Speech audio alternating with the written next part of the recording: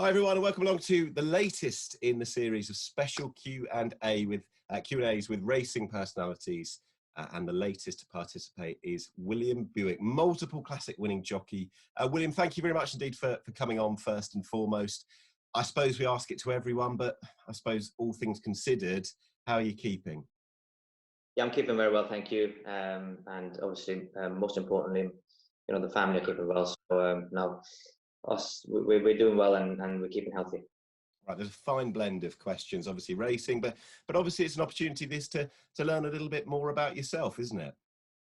Yeah, of course. Sort of this time of the year onwards, we're really building up towards a busy campaign. So I've probably read more books than I would ever have done at this period of the year, or read more books than I have in a long time. We have a 16-month-old son, so we're being kept very busy by him.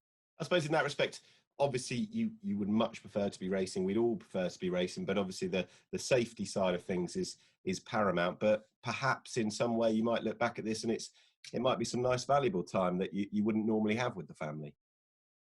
Yeah, I think, there's no getting away from, these are terrible times for everybody. Some more so than others.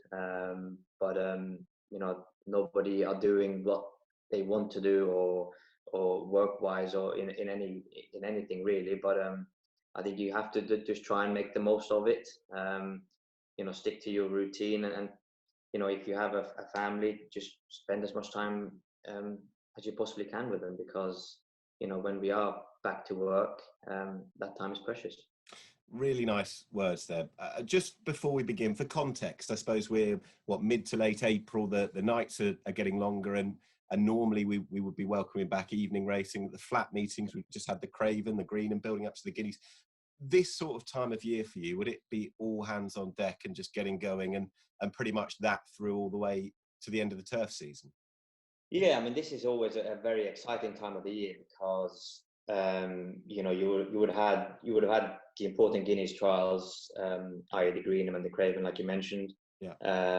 And you're just starting to get a good hand on what you have for the season ahead, horse-wise. And yeah, you see some 2-year-olds coming through as well. So yeah, it is a very, very exciting time of the year in any normal year. But look, the horses are training well. The weather's been kind so far, so the horses look great. So we can only just get excited about it all when racing does eventually come back. Yeah, get yourselves ready and ready to go whenever that comes back. We'll get straight in with the questions now. The first has come up from Sean Douglas, who said, "How did you become involved in racing? Where did you start? And would you have liked to have had a go over the jumps?" I would never have liked to have been a jump jockey. I never needed to think about that one. But so I was always gonna go on the flat, fortunately.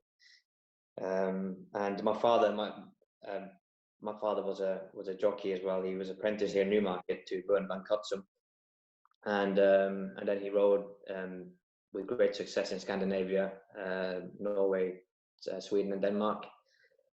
And obviously, it was always sort of very accessible for me, and it was quite a natural step really, just to follow in my dad's footsteps. Obviously, when I wanted to eventually leave school in Norway and stuff like that, there was a lot of discussions, backwards and forwards with my mother and my father and stuff like that. But they decided to let me go and come over here. But basically, I followed my father's career. Was there a particular point where it all clicked into gear and you thought, this is it now? Obviously, that the father connection being significant, but when you decided this is everything I want to do. But it was everything I wanted to do from very early on. But it's a hard game, and you start young, you start working hard when you're young, and you get it is a sport of ups and downs at the best of times. But when I was young, I remember I was so small. when I first started riding racehorses, and I mean, I must have fallen off every day regularly, and still came back for more. So, you know, those early days were quite tough, and of course, I never had any clue what might become. But no, it was a great passion and love for the horses and love for the sport that just completely, you know, fascinated me at the time, and it still does fascinate me. Right, Bazza94 has said, which race that you haven't won yet do you wish to win the most? The Derbies there, a couple of Ledgers, top level races around the world, but what's the one that stands out at the moment? Well, there's plenty of races I haven't won, and there's plenty of races that stand out. Um, if I had to pick one, I would have to probably say the Prix de l'Arc de Triomphe. Yeah. That's sort of it's kind of, you know, the European Championships, if you like, where the 3-year-old generation meet the older horses, and it's a real championship race with so much history and prestige. So yeah, that's high on the list. You got a favourite arc winner of those that perhaps you watched when you were younger? Well, obviously when Sea the Stars won the Arc, that was a pretty special performance. I think you know, what he achieved that day was remarkable in an unbelievable career. Wasn't it? He burned so brightly from Newmarket through to Paris in October. This is coming from Christine. She said, what is your favourite horse that you've ever ridden? Doesn't specify whether it's the racehorse or maybe one that you were riding when you were younger, but is there one that stands out? I you sort of you get attached to horses, of course you do. But we ride so many different horses, you know, throughout a season. So, but you know, when you build up a bit of a sequence with a horse, and you ride them regularly, and you become sort of their regular rider, and you have success together, that can really sort of spark that bond between jockey and horse. But it's very hard to pick one favorite horse. I don't think that would be quite fair. It wouldn't, but would a horse, say like Nathaniel, if you just hear that name, does it really stir it all up, the memories for you? Yeah, of course. I mean, a great horse. He was, you know, he was relatively early in my career, and he was you know, he was a very, very important horse for my career, and you know, he was a great horse. Next one's come from the appropriately named Racetrack Fan. Hello, William. What is your favourite course to ride at? Favorite course, Ascot. Easy answer. Yeah, relatively easy answer. I mean, it's just such a fantastic race course. The facilities are great, and of course the races and have Royal Ascot stage there. It's something. It's a very special place. Feroz has come in and got in contact and said, which of the top 3 races you are looking forward to riding this year? Now that comes with the caveat, of course, of when, where, how we get it going. But just in an ideal world, what would be on the list there? The 3 races that I'm looking forward to riding in. Well, I think the obviously the Guineas and the Derby. That's 2, and then I mean, I'm sure there's plenty of good races at Royal Ascot and meetings like that. So, Yeah. but I think that the classic races, they're in any year, they're highest on the list. They're hugely important, and you can even throw in the Phillies Classics as well, I suppose. Yeah. Is there a particular buzz around Newmarket? Say again, we're talking hypothetically at the moment, but the week before the Guineas, the first classics of the season, is there a real buzz about the place? Yeah, it is. It really is. From really, I suppose, from now up until when the Guineas really should be, as soon as the trials are finished, you know, you get a clearer picture of what might turn up. And yeah, I mean, Newmarket is a buzzing place anyway when it comes to horse racing, but certainly the week before the Guineas, it really does warm up. Now this is coming from flatracing.co.uk. Presumably this means not necessarily the UK, but which country do you enjoy riding in the most and why? So probably aside from the UK. Aside from the UK, I, to be honest with you, I think obviously in Europe, you Ireland, France, Germany as well, and certainly Ireland and France, they're top level races, and you enjoy riding over there, but you never Yeah. go over there with a it's always tough competition both from horses and jockeys. But I quite enjoy the competitive part of it. France probably slightly, probably racing France slightly more than Ireland. Mm. Um, so perhaps that would just edge it a little bit, but it wouldn't be much in it at all. I mean, and you have obviously, it's hard to pick out one country. I mean, America, obviously, America is a great country with, we would go over there for the Breeders' Cup and meetings like that. But America is obviously different style, different rhythm, complete different jockeys. And even though the turf races over there, there are different rhythms of the races. So but you still enjoy it, and it's a challenge. Well, having ridden in the different countries, continents that you have done it, are you quite interested as well that obviously off the track, what it's like, the atmosphere, the cultural relevance of what you're doing at big races over in different countries, how they absorb it in different jurisdictions? Yeah, absolutely. I mean, it's a full package, isn't it? So you go to, for example, you go to Australia for the Melbourne Cup. I mean, the buzz around the place is unbelievable. It's the whole country gets behind the race, and Yeah. there's parades. I mean, it's a real.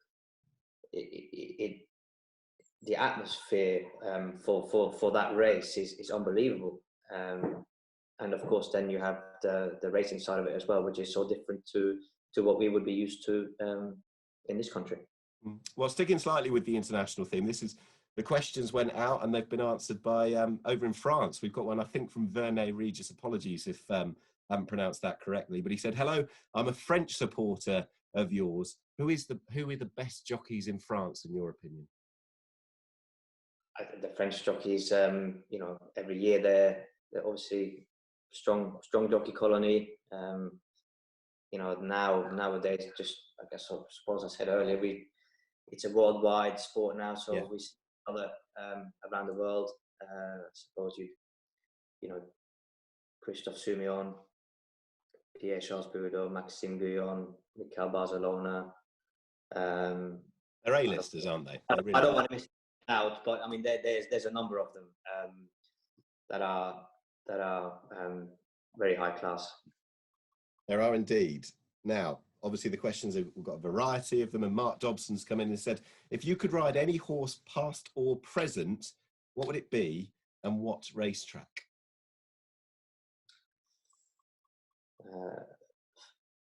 I think Frankel is probably the best horse I think I've probably seen, and he's sort of, was it 14 race win streak or something, quite unbelievable. So he's probably the one horse I would have liked to have ridden at Ascot probably, and he won at Ascot 3 times, I think. So yeah. Yeah, and just from your unique perspective, because there'd only be a certain clutch of people that would have ridden against him. What were those occasions like? Of course, I know you probably got bored of seeing the backside of him, but yeah, he was disheartening. You might. Yeah, he's an unbelievable racehorse, and I rode some good horses against him, and so did many other people. So, he was, fantastic horse, an unbelievable athlete, and we'll see if there'll be another one like him again. Yeah, his legacy lives on at stud at the moment, and we look forward to his progeny each and every year. Now, this is coming from Jason. What kind of a pressure does it, being obviously riding for Godolphin, the legendary Godolphin, what kind of pressure does that bring with it? I think you want to perform, so you have to perform because it's a requirement. So there is always a certain amount of pressure in any job, really, especially in sport where that is results based. At the end of the day, the results speak for themselves, and they're the ones that that's what counts. Yes. But I have a very understanding boss, and obviously it's a great team behind it. And fortunately, with some very nice horses as well, which always does make it easier. Was there a certain date way back when you first put on the Godolphin Blue? Was that a particularly proud moment, Will? But yeah, absolutely. Yeah, it's like you said earlier, the historic colours, and obviously so many good horses carried them to victory over in the past, and they continue to do so. And yeah, it's great to be part of it. Interesting question, this one. Catherine Allen has got in touch, and she said, social media can be a great and informative platform, but it can also be very negative. How do you as a jockey deal with the scrutiny that some can receive? I'm not on Twitter or anything like that, so I suppose I don't really see that side of it really that much. I mean, it's like I said, we're on the TV, it's sport that people can bet on. So, you just have to move on. Yeah, quite simple. Move on. Don't worry about it. Next one has come from Tom Colhane, and he said, which ride does William feel he would most like to have a second try at? Not another go at Frankel, of course, but is there one that you look back and think, I'd love to have had a go on that again? Yeah, I think there's always races that you want to ride again, but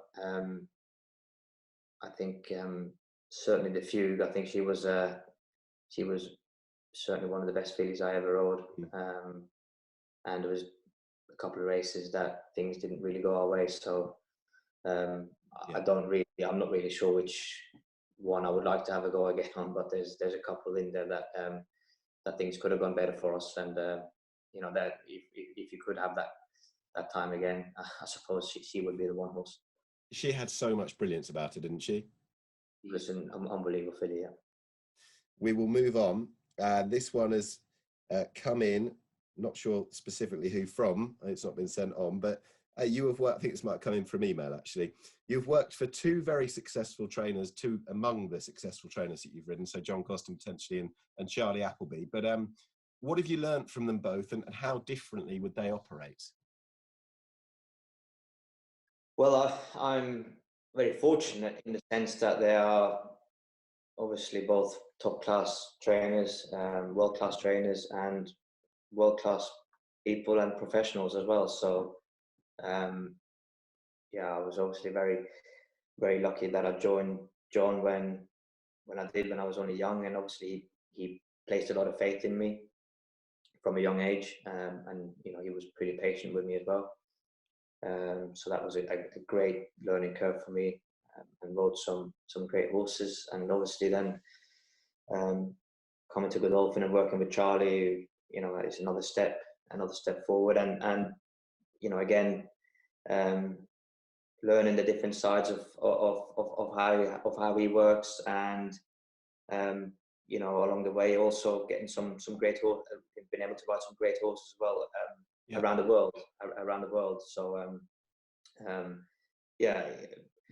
they're two fantastic people who I I count as fortunate to be able to still ride for them. Just with John, you were very young with John Gosden with Arctic Cosmos in the Ledger 2010, Masked Marvel in the St Ledger a year later in 2011. At that early stage of your career, how big were they? Yeah, it's the next step, isn't it? I suppose it was kind of what was needed at the time. I suppose it was taking the next step from where I was in my career beforehand.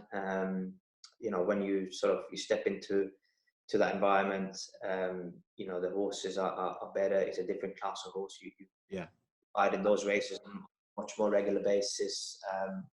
And of course, it goes without saying, you need the results to follow, especially when you're riding horses in those races with good chances. So it was a very important step for me to take. Now, this one is about obviously your great friend, but also rival, James Doyle. And this is coming from Darren, who said, you obviously have a very good relationship with James, but what's it like competing against a close friend? Is it all about, well, laughs and whatnot and having a great time until you go out there? And then obviously, for whatever it is, the minute and a half or 2 minutes you're on the track, it's all or nothing. Yeah, I mean, of course, what goes on the track is strictly professional with anyone, isn't it? Yeah. It's because it's such a split-second decision sport that you can't, you can never ever think any differently. You have to, you are employed to do a job for your owner or your trainer and the horse. So you can't. It's you have enough on your own plate, doing your best. Never, you can't really look at other people. So that's never the case. But yeah, we have a great relationship. We have a great relationship off the track, of course, and we've known each other for a long time. So we have a lot of respect for each other. Well, it's just on that one, horse racing, gossip and tips. I'll shorten it down, but effectively, is it viewed as Team Godolphin between the two of you, and it's a shared success? I think I spoke to you last year. Obviously, when you had that period out between May and August, you were watching on as James would have partnered Blue Point for those 2 wins at Royal Ascot, the early Pinatubo races, but you were just delighted for the team, not for the fact that you'd missed out on the rides. Yeah, I mean, I wasn't in a position to be able to ride them at the time anyway. So, and of course, the team stood by me throughout my injury, of course, and that was, greatly appreciated. Although it was, tough to see, or tough not to be on horses like Blue Point, for example, yeah. But it was equally as important for me that he won, and of course, James being a vital part of Godolphin, it goes without saying that I was delighted for everybody involved, of course. Just really interesting on that one. Recently, we did a show about 2019. Ruby Walsh was on, and we mentioned yourself and the fact that you had that time out. But he turned around and he said, look, from a jockey's point of view, it's not the time off, but it's what you do to make it count when you come back. Is that how you would have seen it? Yeah, definitely. And I mean, when you are off, you're only thinking about soon. The first thing you think about is how soon can I come back, and you need to come back fit and strong and ready mentally and stuff like that. So yeah, I mean, you want to, from any layoff, you want to come back and make some ground up. Right, we've got as far as we have without mentioning Pinatubo, but we're about to do that, Will. Tony Cairns 07 has said simply, how is Pinatubo coming along? Yeah, I saw him in the yard the other day. He looks fantastic. He looks very well. He's always a good looking horse. So, but he looks like he's wintered well. I haven't sat on him yet this year. There's no need for me to do that yet. And yeah, there's not a whole lot more to say about him, really. That's just right in saying that despite the progression last year, Charlie Appleby, I think he was on record in Ireland at the National Stakes. He said he's never been a great workhorse. Is that right? And would that have continued into his early 3-year-old year as well? Yeah, I think he goes around the place pretty quietly, really. He's a pretty sensible character and pretty laid back. But yeah, I think he's. I'm not really sure. I don't think he's done any serious work yet this year, so we'll obviously wait and see when that time may come. Absolutely, we're on hold at the moment. We might end up coming back to him, but I don't know how you're going to answer this one diplomatically, I'm sure. But Andy Stevens has said, Gayath, Massar, Hawkbill, Ribchester, The Fugue, Nathaniel, and Dare Me. If you remember all those names, you've done better than I have. Meet in peak ground over 10 furlongs at York. Peak form, sorry, over 10 furlongs at York on good ground. Who wins? So that's Gayath, Massar, Hawkbill, Ribchester, The Fugue, Nathaniel, and Dare Me.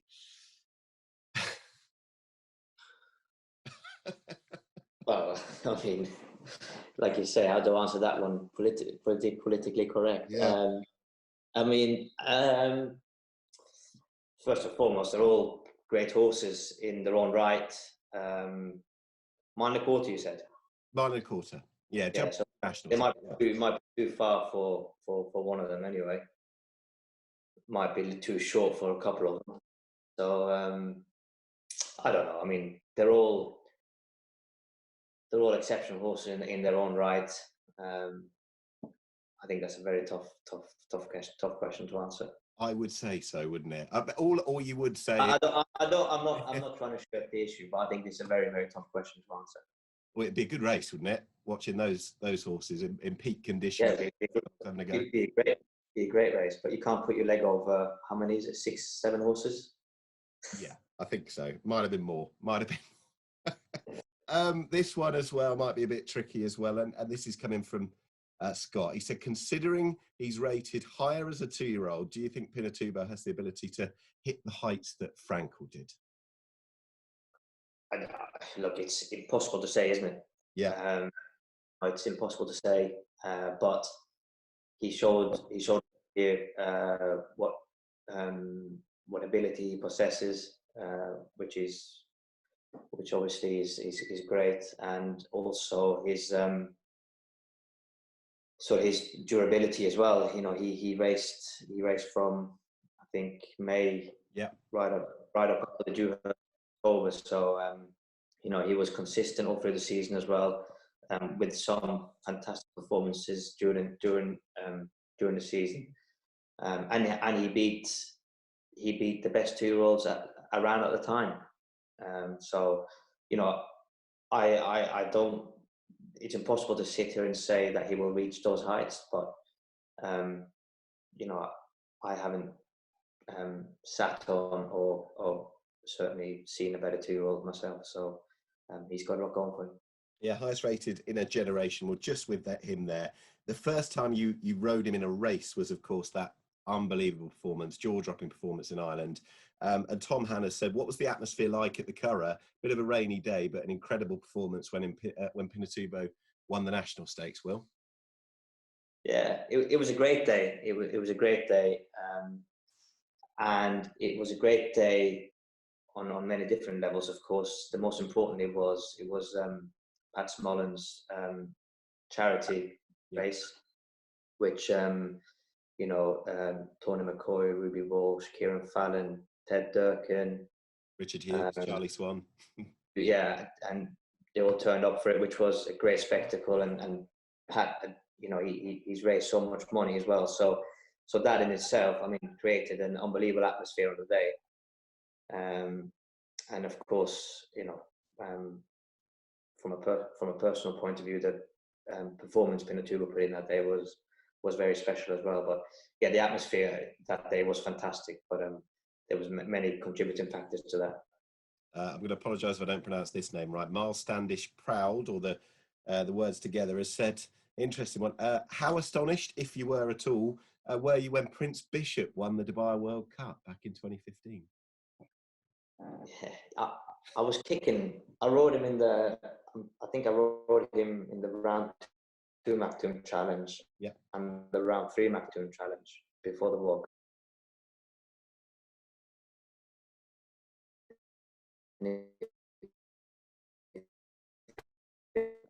Second in both, he did flew home for the second, and around 3 he did something similar again, but he got closer, and I was sort of kicking myself a little bit afterwards. I thought, well, what could I have done different? And because there wasn't much in it at all. And you know, I thought it was a pretty good World Cup that year. So you know, I thought he had a chance. Of course, circumstances throughout the race helped his chances, especially coming from behind like he did. You know, the pace obviously collapsing, turning for home. So, yeah, but he had a lot of good form in the book. He'd won the round 3 Mactoon Challenge when it was, I think it was Tapita then. Yeah. And because he'd run in the World Cup years before, hadn't he, on Tapita? 4 years ago, he was an 8-year-old when he won it. Yeah, absolutely. But you know, he's a horse who he had some smart previous form in his book as well. So you know, he might have been a surprise winner to some, but he wasn't. He wasn't a massive surprise to me. Right, just a couple more, and potentially aside from any of the horses, we've obviously gone on Pinatubo, but Ashvin Sidani has said any horses you're looking forward to in 2020. Of course, if the season starts, he puts in brackets as well. But is there any on the radar at the moment that you could potentially let us know about? Well, apart from the obvious ones. Apart from the No, I think that there's plenty. I mean, I look, there's some lovely horses in the stable, some lovely on-race horses. Obviously, Two-Roll's got to come through. I think Al Suhail finished the year last year, finished second in the Autumn Stakes. You know, he was an incredibly promising horse through the season last year, and I think he only got better with racing last year. So I think there's more potential in him. And obviously, you know, Gayat and the older horse brigade as well. So yeah, I think look very fortunate. Got a strong team of horses in sort of every division. So I'm looking forward to all of them really. Right, this one is definitely off track before we go into the quickfire ones. This is Sam Hart, the boss, and he said, and I've been asked to ask this one: if there was a boxing match with all the Godolphin principal jockeys, James Doyle, yourself, Mikel Barcelona, who would win? James. Easy. Yeah. I think he's got a better reach. He's got longer reach. Although I might not give up, but yeah, he would win for sure. Right, last couple really quick fire ones. Do you have any hobbies? Obviously, when time allows, what would you like to do? Obviously, in the job, it's hard to really have a regular hobby because it's, you know, it's kind of 24/7 really, Yeah. and it's sort of all year round as well throughout the world. But golf is something I've played and give up and try to play again, and I've decided that I'm not going to start again until I get proper lessons, which I've talked about now for about 2 years. So Yeah. but I enjoy skiing. Cross country skiing is something I always enjoy. I always try to get back home to Norway for Christmas every year. Although the last couple of years that's not happened. So you know, that sort of Christmas New Year period back home, you know, cross country skiing, that's one of my favorite hobbies to do. Okay, last couple. Ideal night out or night in? Which do you prefer? Yeah, now probably night in. Yeah, that's allowed. Definitely at the moment anyway, definitely at the moment. And last one, preferred holiday, obviously again at the moment, but you can go anywhere you want to go and go for a couple of weeks. Where do you go? I think Dubai caters for every need you have. Does indeed. William, thank you very much indeed. Really appreciate it. Ask everyone this. Was there a favourite question in there, or? I think they were pretty good. I think they were pretty. Yeah, I thought they were pretty fair, and yeah, no, it was all around pretty good. When you, as long as you don't switch this off and then end up thinking who would have won that race, Nathaniel, the Few, Corkville, Ribchester, that was probably the trickiest one of the lot, wasn't it? Yeah, it was very tricky, and I look, it's a very good question. You could probably simulate it somehow on a computer or something and find out that way. We'll get to it. William, best of luck for when we get back racing as soon as possible. And stay safe, stay sound, and we'll look forward to seeing you doing what you do best very soon, hopefully. Thank you. Thank you very much. Thank you.